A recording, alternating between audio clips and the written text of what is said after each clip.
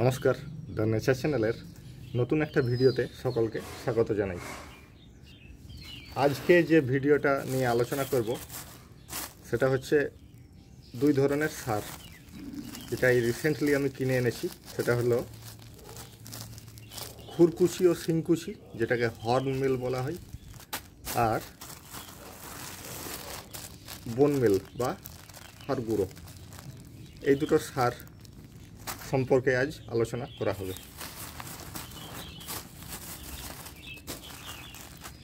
এটা নার্সারি থেকে আমি কিনে এনেছি। একটা প্যাকেটের দাম 30 টাকা করে। তো প্রথমে এই বোন মিল সম্পর্কে আলোচনা করি।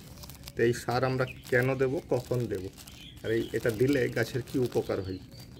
এটা হচ্ছে বোন মিল।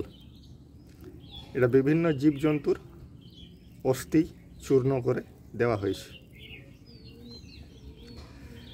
এর মধ্যে প্রচুর পরিমাণে ক্যালসিয়াম এবং ফসফরাস থাকে এবং সামান্য পরিমাণ নাইট্রোজেনও থাকে, খুব অল্প পরিমাণে। যে সমস্ত গাছগুলোতে ফুল বা ফল আসে সেই সমস্ত গাছে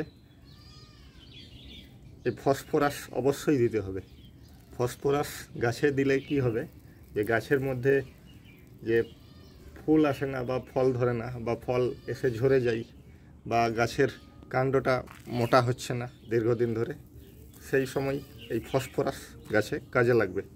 আর ক্যালসিয়াম অবশ্যই দিতে হবে।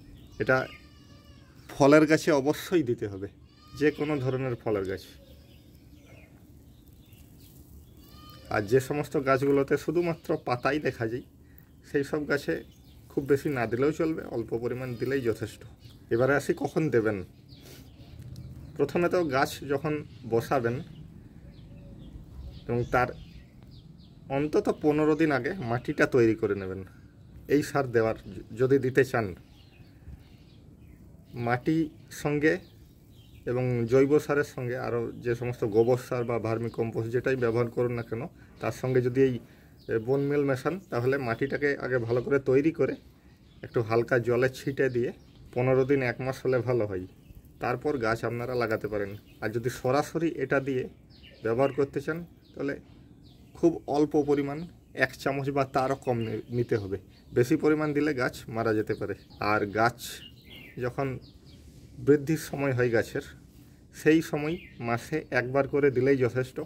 একটা মিক্সড জৈব সার যখন আপনারা বানাবেন, তখন তার সাথে খুব সামান্য পরিমাণে এই বোন মিল মিশিয়ে দেবেন।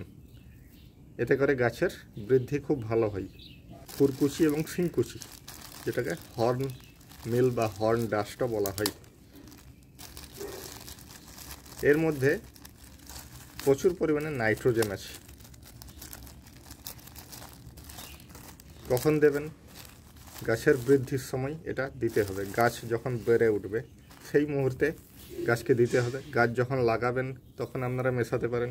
এই সারটাকেও খুব অল্প পরিমাণে মেশাতে হবে, বেশি হয়ে গেলেও গাছের ক্ষতি হতে পারে। আর শীতের যে সমস্ত গাছগুলো আপনারা এই সময় থেকে লাগাতে শুরু করবেন, তার মাটিতেও অল্প পরিমাণ এই হর্ন মিল মিশিয়ে দেবেন। আর শীতের যে গাছগুলো রয়েছে সেগুলো বাদ দিয়ে যে সমস্ত গাছ রয়েছে, সেই সমস্ত গাছে এই মুহূর্তে এই হর্ন মিল মেশানোর দরকার নেই। এতে বললাম নাইট্রোজেন আছে, সামান্য পরিমাণ ফসফরাসও থাকে।